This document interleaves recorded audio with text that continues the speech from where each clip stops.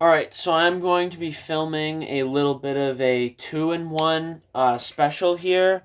Um, I'm going to upload this. It's going to be half custom action figure and half modeling. So I'm going to try out this style of video because I couldn't decide what I wanted to do today. So I'm going to do both. Um, so with that out of the way, the first thing I'm going to be showing off is this figure that I made that you see before you right here. This is... Actually, it's not really about the figure. It's more about the base. Um, again, lighting situation is bad, so try to work with me a little bit. But this is a base that I made out of taking uh, aged super glue. So it's this is my original bottle of super glue right here, this Loctite. It's almost empty, as you can maybe see. But there's still just a little bit left, and when it gets down to the bottom, it gets kind of like gooey, kind of syrupy, and it comes out in really big globs instead of, like a fresh bottle where you might be able to see the liquid kind of rolling around in there. It's a lot more watery. So by taking that thicker super glue, that really syrupy super glue, you can put it on a base. I bought these 3D printed bases from a local gaming store. They're just these right here. They're not very big. Here it is next to a dime. So you can see it's not huge. I try to do size comparisons next to like US currency because in case people don't know how big these things are, it's pretty close to the camera. If you're not familiar with this kind of thing, you might think that this is like a 5 foot tall sculpture, but it's a 1/35th scale figure. It's pretty small. Um, the base is made of, I layered down that super glue really, really thick, and I just went outside with a spoon and I dug up a bunch of dirt and grass, and I just took these tweezers that I got from Hobby Lobby. They come in a pack of 4, and I just take the dirt and I pack it into the super glue, and I kind of, press it down and everything, and you get this. And I think it looks really good. Now, I mean, this isn't done. The only thing I have left to do on this is the wire. I don't know if I have such a bad memory of previous videos I've recorded. I don't think when I last showed this figure, I don't believe he was on this base. If he was, I'm sorry, I'm showing it again. I don't think he was, though. I think in the previous video, I believe all I had done was the radio and the figure. I don't think I had the base. And then, to give it a little bit of color, you can paint over the dirt once the super glue has hardened it. It's not coming off. It's like bonded with super glue, so it's like concrete. Um, so yeah, it's a pretty cool thing. You don't really need to go to like a hobby store or anything to get stuff for a diorama. You can literally just go outside and dig up like a spot in your lawn. Like if you have a shed or if you have like, a deck or something, you can dig up dirt behind the shed or underneath the deck, and just put it in a little container like what I did, and you can use that. Then you don't need to go to you don't need to end up spending like $60 on diorama making stuff. You can just do what I did. Um, so yeah, the figure hasn't really changed much. All I did was put mud on his pants, which you can see there. Um, and that wire is going to be going into his phone. But I've got to let that dry because it's a really small connection point and it likes to break. So, um, yeah, but that is that. I will show one more thing that is modeling related here in a second. This is one of the things I want to feature on the channel when it's done. This is a Huey gunship from, I believe, the Vietnam War. This is a Revell. I got it at Hobby Lobby, 1/35th scale. Hang on a second. To give you a size comparison, here it is next to an Iron Man figure. This is a 6-inch figure. So, there's your size comparison. It's pretty big. It came out really well. The cannons on the side look good. This was sprayed today. And everything, I think it came out pretty well. The primer stuck well. I'm going to spray the interior.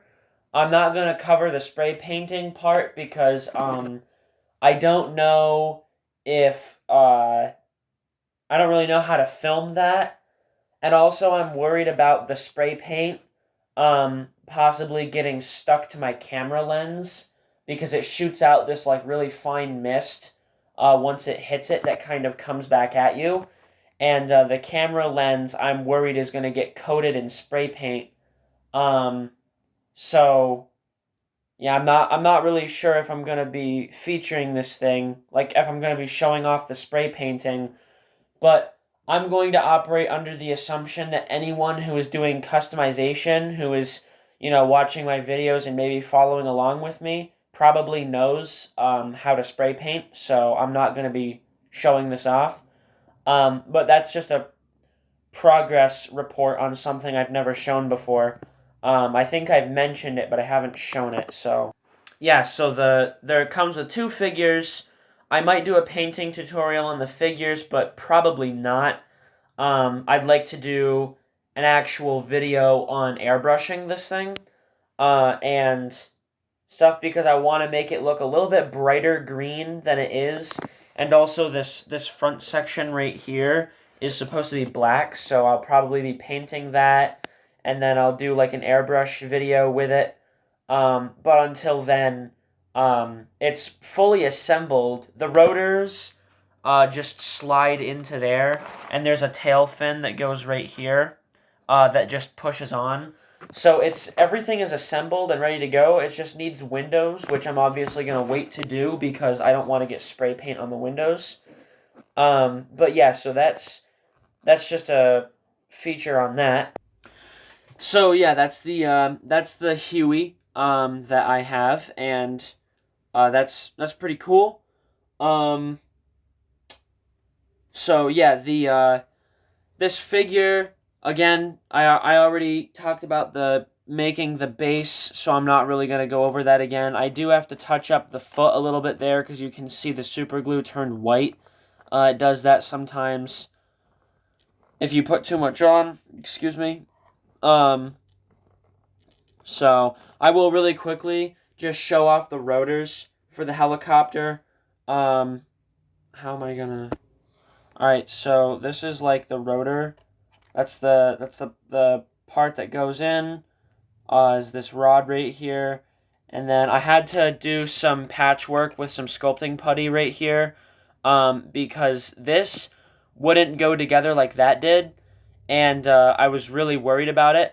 I would not recommend this model for anyone who isn't a customizer who does this a lot, because it's not a difficult model to put together. It's a lot of big pieces, but it makes up for that in its need for sculpting and its need for trimming and lots of patience. This thing is at times a nightmare to put together.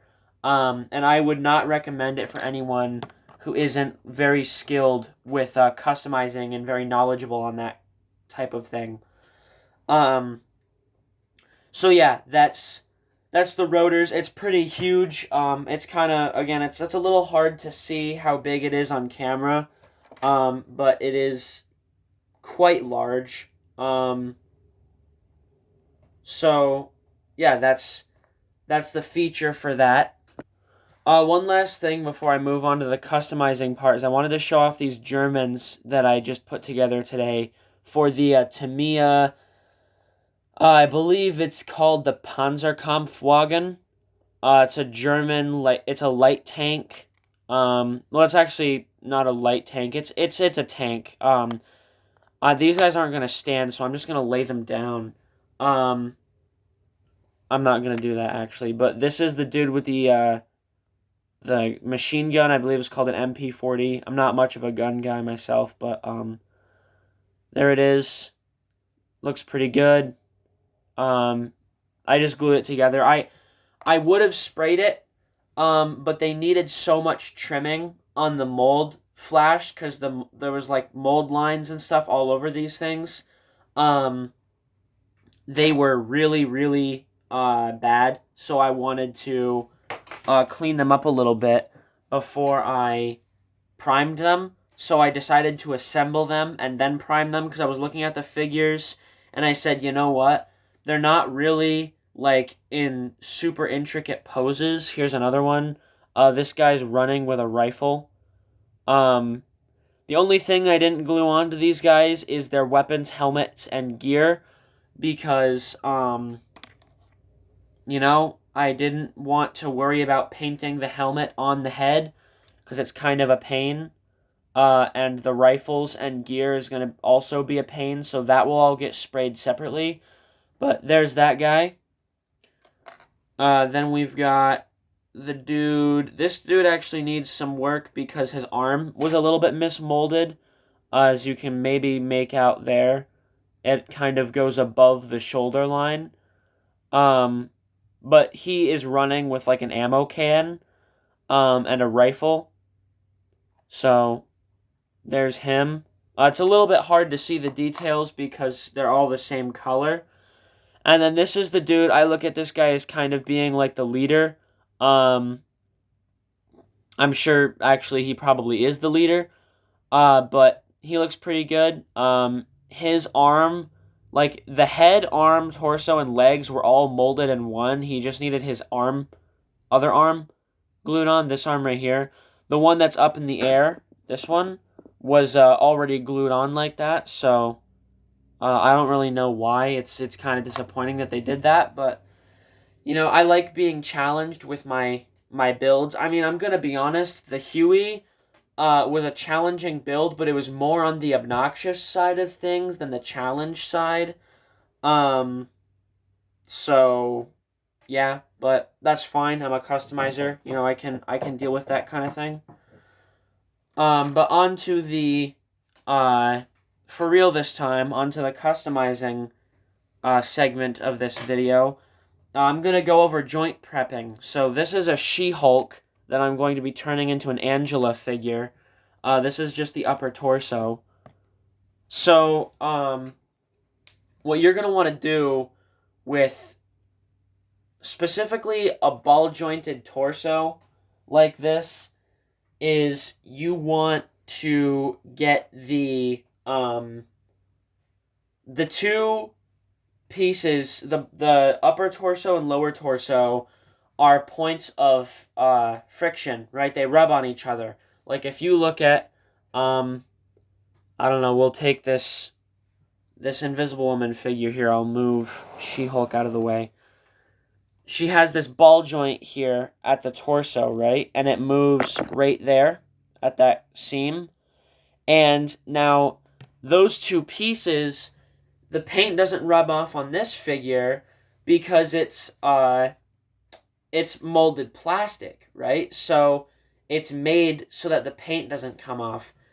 Now, this She-Hulk is going to be turned into a custom Angela, and Angela, I don't plan on it being like her normal costume. Now, if anyone knows about Angela's costume, she basically just wears like a bikini and like armor sleeves and boots and a helmet. She has a very, very revealing design. I don't plan on making my figure like that. I want to give her actual armor. I will possibly show it off when it's done, but it's probably going to be a very long time before it's finished, which is kind of why I wanted to just get this video out on. I'm going to be covering joint prepping in this section here, so that's why I have this figure right here, because I'll put her arms up as well. This is the point of most paint rub. This right here, this like torso area, and the part where the bicep meets the shoulder, the paint rubs off there a lot as well. And most figures don't have problems with that because pieces are molded as one, right? Like if you look at, say, take this Jean Grey figure here that I have. She's another one. She has a torso that's molded as like one color, so you don't have to worry about the paint rubbing off because it doesn't. It's molded plastic, right? It's not gonna scuff. So with this She-Hulk, because the lower torso is going to get painted, I'm gonna airbrush it. You don't want the two pieces of plastic rubbing on each other. So what I would recommend is, I already did this with my Dremel actually. You want to take your Dremel and sort of hog out that inside of the torso. Right in here, I use this bit. It came with the Dremel. And you just go around and around and around until you get enough plastic shaved off to where rotating it in the torso isn't going to cause paint rub. So, the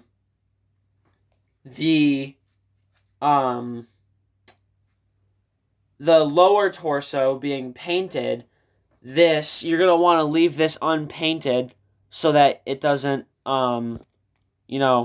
if you paint this, like, say this is, I don't know, I can't think of a character that would have the upper torso and lower torso, two different colors. But let's say you want the lower torso to be, I'll bring Phoenix back in here so I can have a demonstration. Say you want the lower torso here to be green and you want this upper torso to be blue. Well, you don't want to paint this inside here. You don't want to paint this blue and then have this painted green because the blue is going to rub off on the green. So whatever one is going to be hidden, you want to leave that the plastic color so that if you do get paint rub, you don't have to paint green over blue because then it'll just like, you're going to have more work for yourself. But it's a lot of testing and heat and test and heat and test until you get something that works and works well. So that when the two go together, there's no joint rub. So that's a big thing. I'm not going to demonstrate it in this video because it's going to take a very long time and I don't want to be recording for like an hour. But it's kind of just more of an explanation than a demonstration. But the same goes for the bicep as well. You don't want to paint this inside part here. You want to leave this the green color and then paint the exterior. Same with the shoulder. You want to paint this. This doesn't matter. This you can paint the whole thing. The shoulder can get painted. The bicep, leave the bicep, the inside, leave it green. It's not going to be noticeable enough. If you are good enough to where you think like you can shave it down, that's good. I recommend it. But if you don't think that you can do it, I wouldn't recommend it. Just because, you don't want to have a bunch of different colors of paint rubbing off on each other. So yeah, that's about it for this video. That's all I'm really going to cover today. I just wanted to do like two, not necessarily demonstrations, but explanations and examples of customizing and modeling techniques that you can use. And that's about it. See ya.